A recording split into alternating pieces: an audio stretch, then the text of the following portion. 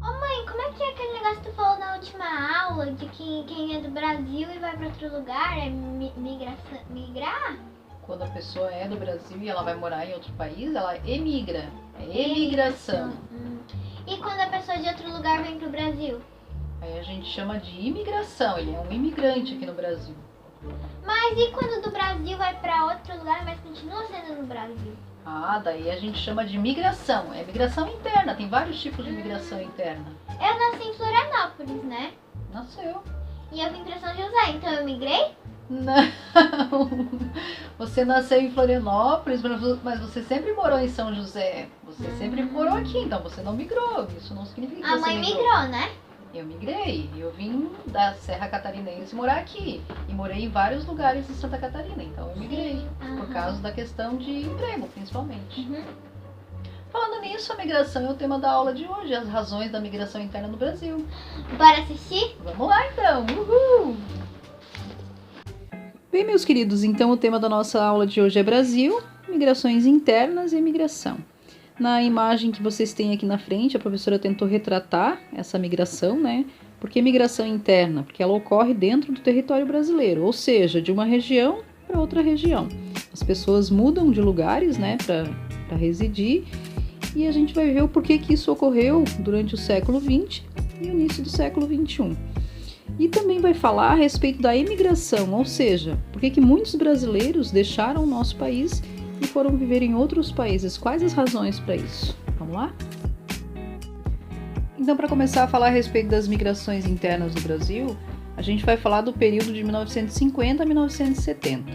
Observem aqui no nosso mapa, né? Segundo a legenda, a gente está vendo que as setas em preto representam as décadas de 1950 e 1970, e aquelas que estão em tom lilás foi o período de 1960 a 1970, ou seja, a migração que ocorreu durante esse período. Observem também que, segundo o sentido das setas, a maioria dos migrantes no Brasil, eles vieram da região Nordeste, ou seja, a grande região Nordeste foi a região de maior repulsão de imigrantes no Brasil. As pessoas saíram dessa região em busca de melhores oportunidades de vida, de emprego em outras regiões, principalmente devido à seca que assolou essa região durante esse tempo, né? Não que hoje não tenha, existe seca em várias regiões do Nordeste, porém nesse período ela foi muito forte. Isso fez com que muitas pessoas migrassem dessa região. E a região que mais recebeu população, a gente observa aqui que foi o Sudeste do Brasil, né?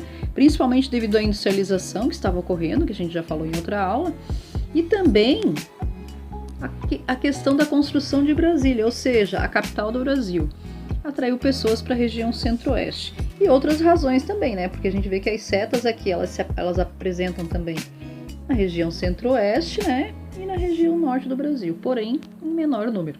Então, o que a gente conclui? Principal área de repulsão Nordeste, e as áreas que mais receberam esses migrantes foram a região Sudeste, devido à industrialização, e a região Centro-Oeste. Nessa outra figura, a gente tem as migrações internas no período de 1970 a 1990. Então, observem aqui, né, segundo as setas, que houve uma menor migração da região Nordeste e outras regiões do Brasil também começou a ocorrer essa maior migração. Então, do Sul para o Centro-Oeste, do Sudeste para o Centro-Oeste também e para a região Norte, assim como do Nordeste também para a região Norte. Então, o que justifica essa migração, né, de pessoas para essas regiões, Centro-Oeste e Norte?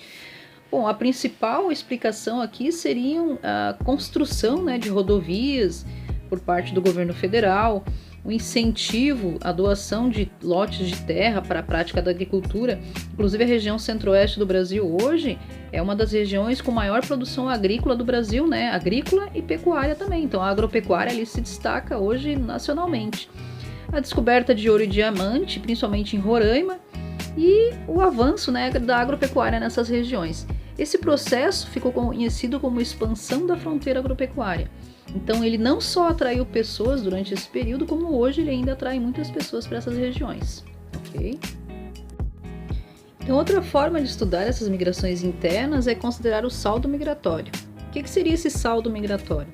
O saldo migratório é a diferença em determinado período, né, no caso aqui entre 2005 e 2010, entre a quantidade de imigrantes que entram em um estado ou uma região e a quantidade de pessoas que saem dessa região, que migram para outras localidades ou outras regiões. Vamos pegar como exemplo aqui, ó, a nossa região, que é a região sul, ok? Então a gente tem aqui os estados do Paraná, Santa Catarina, Rio Grande do Sul e o saldo total. Observem também que aqui em cima a gente tem imigrantes. O que ele está se referindo aqui? Ele está se referindo ao número de pessoas que migraram de outras regiões para esses estados ou para a nossa região, não pessoas que vieram de outros países, ok? E a palavra imigrante se refere ao quê? As pessoas que saíram desses estados da nossa região e foram viver em outros estados, outras regiões, ok? Então vamos lá, vamos pegar Santa Catarina ali. Santa Catarina, durante esse período, recebeu 301.341 imigrantes, pessoas que vieram de outras regiões ou de outros estados. E o número de imigrantes, Santa Catarina, pessoas que saíram daqui. 128.888 pessoas saíram, foram morar em outras regiões ou em outros estados. Resumindo, o nosso saldo migratório só em Santa Catarina foi positivo. A gente mais recebeu migrantes do que as pessoas migraram daqui. Ou seja, 172.453 pessoas a mais vieram viver em Santa Catarina durante 2005 e 2010.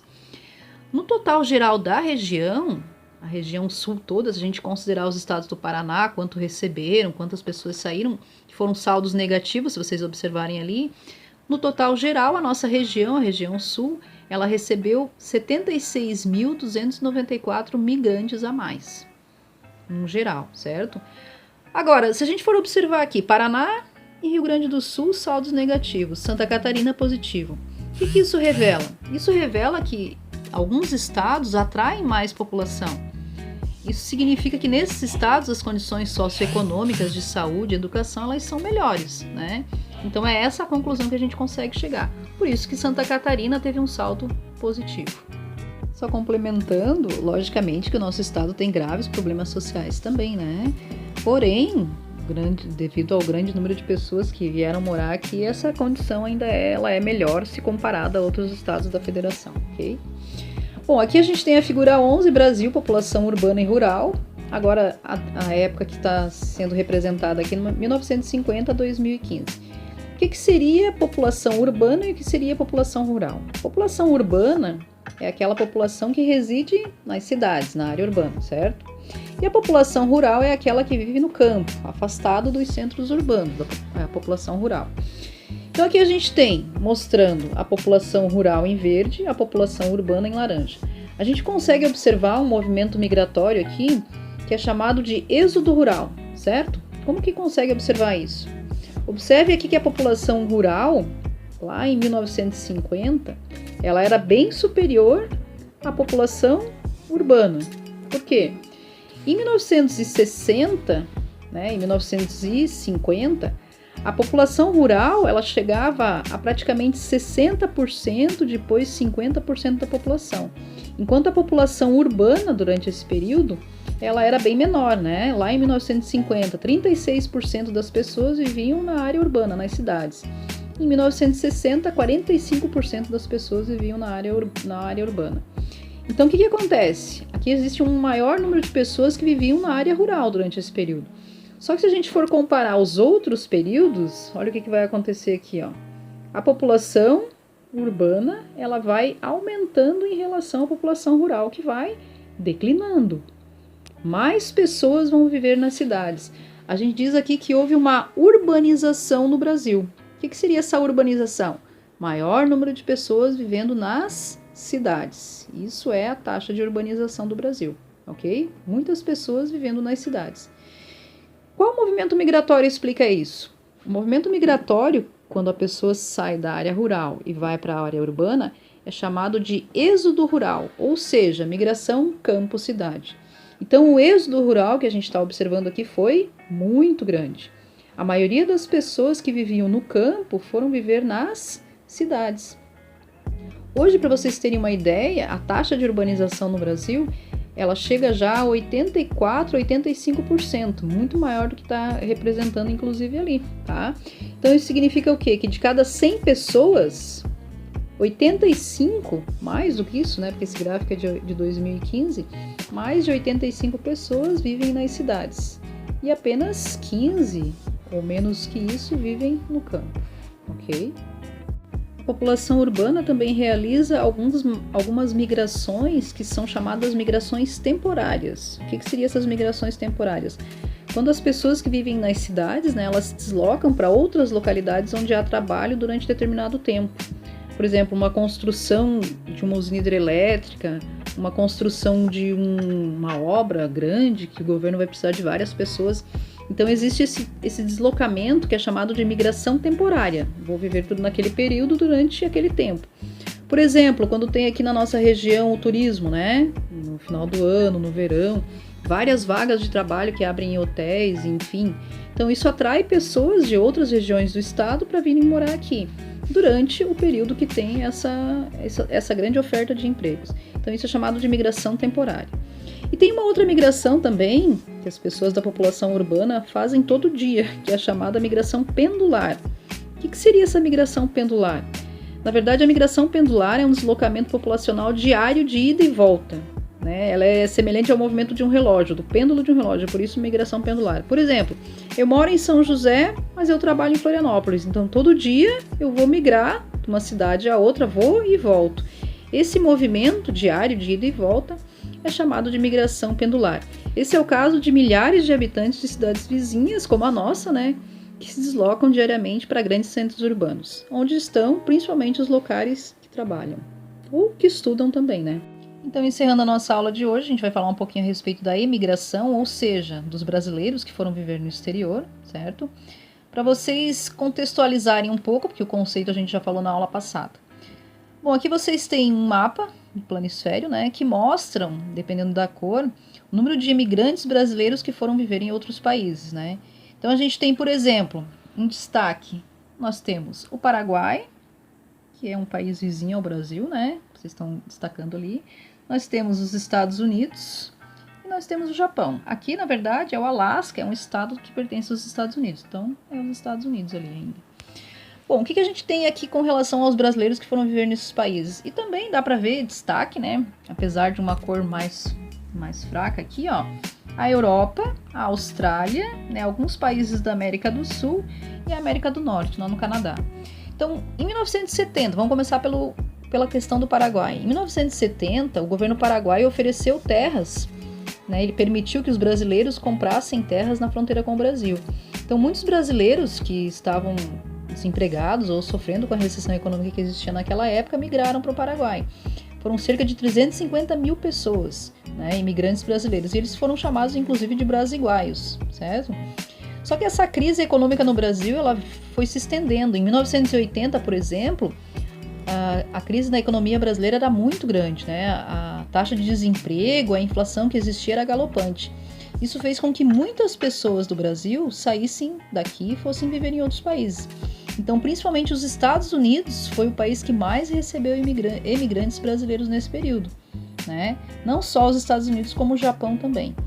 Em 2015, por exemplo, segundo estimativas do Ministério das Relações Exteriores, mais de 3 milhões de brasileiros viviam nesses países, né? Só nos Estados Unidos era praticamente 1,5 milhão e no Japão 170 mil brasileiros. Então, por que as pessoas emigram dos seus países ou por que elas saem do seu local de origem, né? Normalmente é em busca de melhores condições de vida. Então, essa seria a principal justificativa para que as pessoas, né, os brasileiros, deixassem a sua pátria-mãe, né, as suas famílias e fossem viver em outros países. Fato que ocorre até hoje, né? Não só no Brasil, como em vários países do mundo. Bom, então era isso. A atividade de vocês finalmente está em Google Docs, vocês vão poder editar lá no Google, né? Quem não conseguir editar, paciência, responde lá, copia e envia para a professora. No grupo está em PDF, vocês podem abrir ali também se tiver algum problema, para poder responder e me enviar. Não esqueçam de fazer a leitura do texto, é muito importante, de repente alguma coisa que a professora não falou que está lá no texto. Bora lá fazer a atividade e até a próxima. Beijos!